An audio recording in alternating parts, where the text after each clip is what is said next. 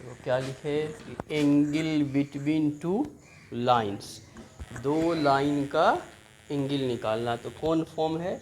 दो फॉर्म, एक vector form और एक कार्टेशियन फॉर्म। तो वेक्टर फॉर्म में जैसे समीकरण कैसा लिखा रहेगा, ये रहेगा ना, आर बराबर ए प्लस लेमडा बी, ये ना होता है वेक्टर फॉर्म का समीकरण। तो दो समीकरण होगा, तो एक ठो B1 होगा तो दूसरा B2।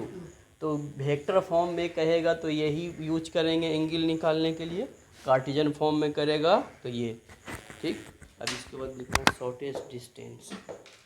मतलब दोनों एक ही फॉर्मूला है जैसे सर हाँ, cos एक थीटा है। ही है।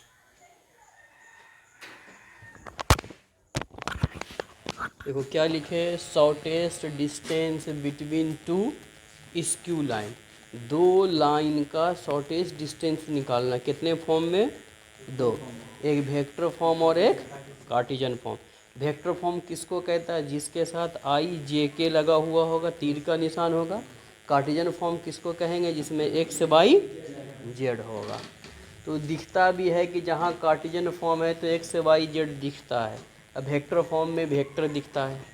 तो वेक्टर फॉर्म में दो ठो पॉइंट रहेगा, ऐसा पहले B क्रॉस 1 फिर निकालेंगे। ठीक, अब ये जो है कार्टेशियन फॉर्म, ये वाला पार्ट अगर याद नहीं रहेगा तो x2 माइनस x1 ये किसके फॉर्म में है? दोनों डिटर्मिनांट के फॉर्म में है। तो जब इसको लेगा तो ये समाप्त कोना कोनी गुना करके लिख दिए, फिर पहली बार प्लस होता तो दूसरी बार माइनस होता।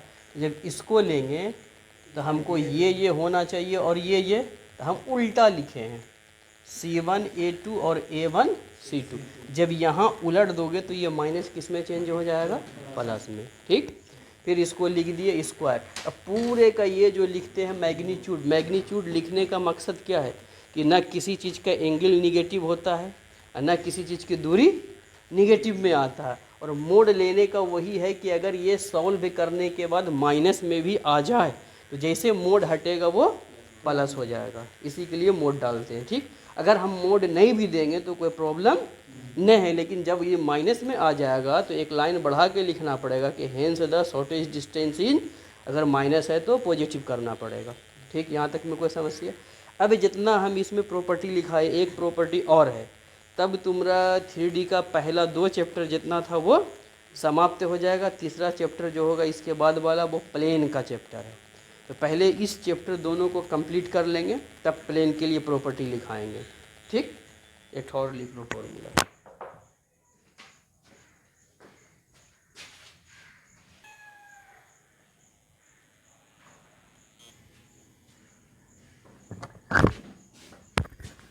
तो क्या लिखे क्वेश्चन में? Find the vector and Cartesian equation. क्या कह रहा है? वेक्टर और कार्टेशियन इक्वेशन ऑफ लाइन लिखना। थरो द पॉइंट्स, पॉइंट से पास है और उस लाइन के बराबर। इसमें क्या कहता है? Find the vector equation for the line passing thorough. कई पॉइंट से पास कर रहा है, इससे क्या निकालना है? सिर्फ वेक्टर इक्वेशन। इससे क्या कह रहा है कि कार्टेशियन इक्वेशन दिया हुआ तो कौन सा इक्वेशन निकालना है? Vector equation. और सवाल लिखो।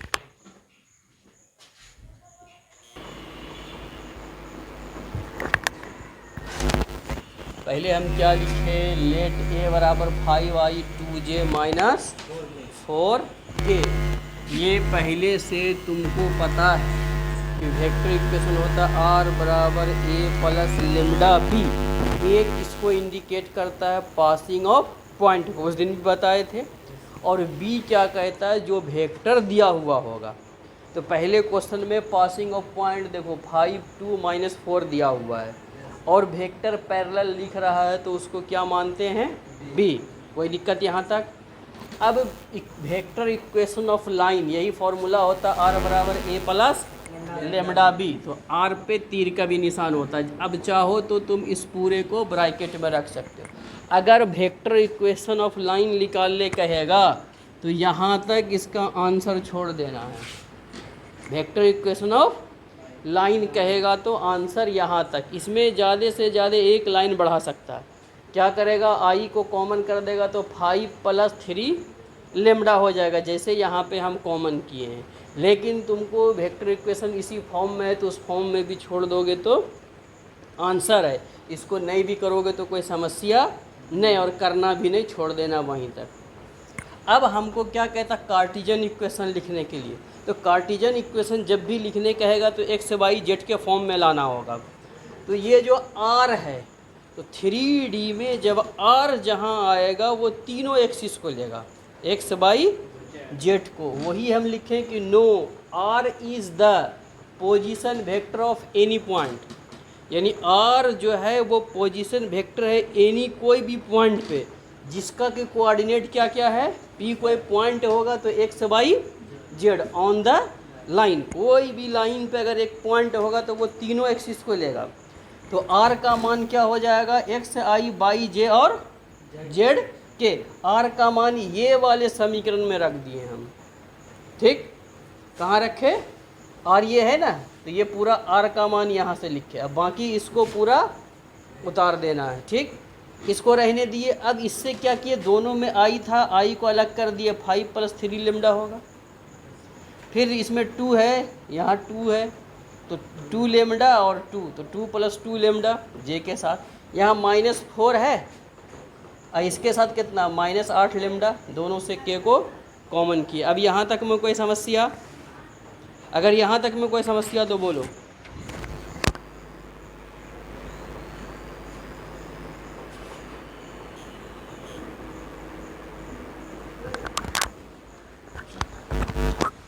क्या लिखे हम, एलिमिनेटिंग आई जे के भी है, और उसको अगर नहीं भी लिखेगा तो कोई प्रॉब्लम नहीं है।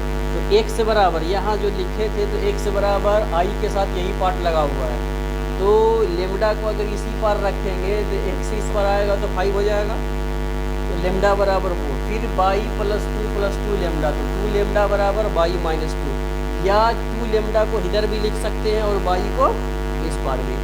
फिर जेड बराबर इतना, जैसे ये माइनस के इस पर लाएंगे तो प्लस ये बच जाएगा, लेमडा ये निकालेंगे।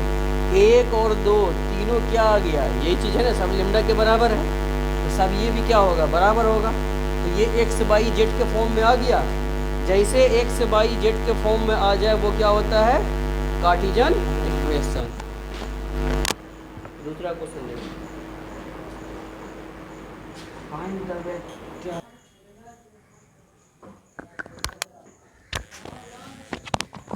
मान लिए कि लेट ए बराबर -i2k। क्यों माने कि 2 पॉइंट से पास करता, कितने पॉइंट से, तो पहला पॉइंट दिया हुआ है -1 0 और k कि 2 है 2, तो -1 का मतलब -i हो गया, 1 से गुना करेंगे, 0 तो j है, दूसरे पॉइंट पर 0 है तो ख़त्म हो गया, तीसरा क्या है k, तो 2k b बराबर 3i 4j, ये सवाल में है।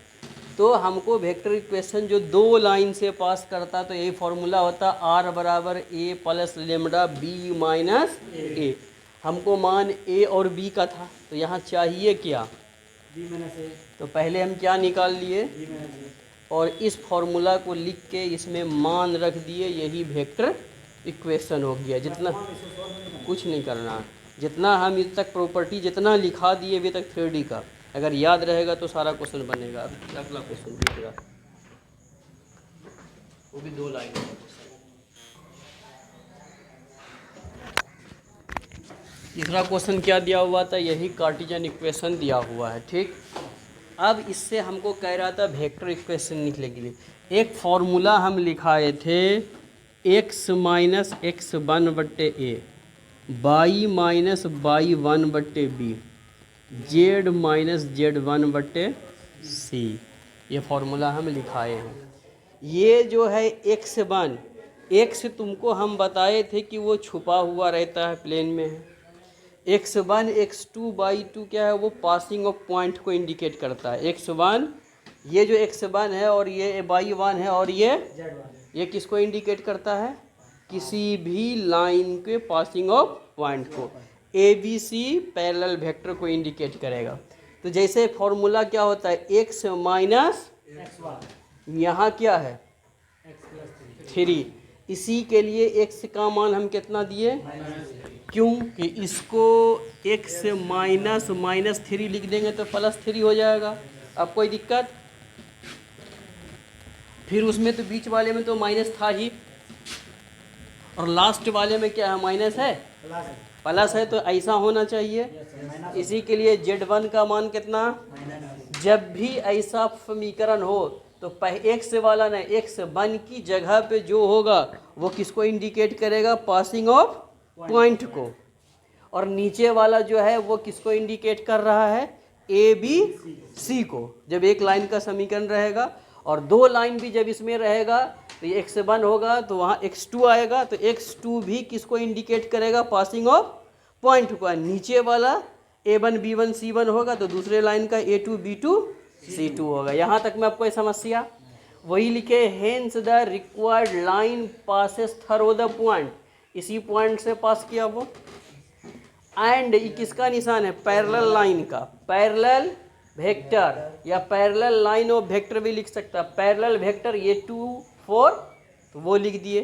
अब इसी चीज़ को एक लाइन अगर बढ़ाना है तो वेक्टर इक्वेशन से लिखने से पहले तो जैसे ये चीज़ लिखे तो इसी में यहाँ लिख सकता कि दैट इज a बराबर -3i + 5j - 6k and vector b बराबर 2i 4j + 2k। अगर इसको लिखना है तो लिख दो, नहीं लिखने की अगर इच्छा है तो कोई प्रॉब्लम न है। डायरेक्ट हम vector equation of line is तो r बराबर a + λb, तो a तो हम समझ रहे हैं कि ये पासिंग ऑफ पॉइंट है, और ये हम समझ भी रहे हैं कि पहला है तो 3i है, दूसरा है तो 5j है, तीसरा है तो 6k है, और ये हम समझ रहे हैं कि पैरेलल वेक्टर है ये, तो उसको लिख दिए। अगर ये लाइन दैट इज करके लिख देता है तो फिर कोई कन्फ्यूजन या कोई भी समस्या नहीं हो सकता है किसी को भी। ठीक, ये आ गया, बस यही मेरा वेक्टर इक्वेशन है।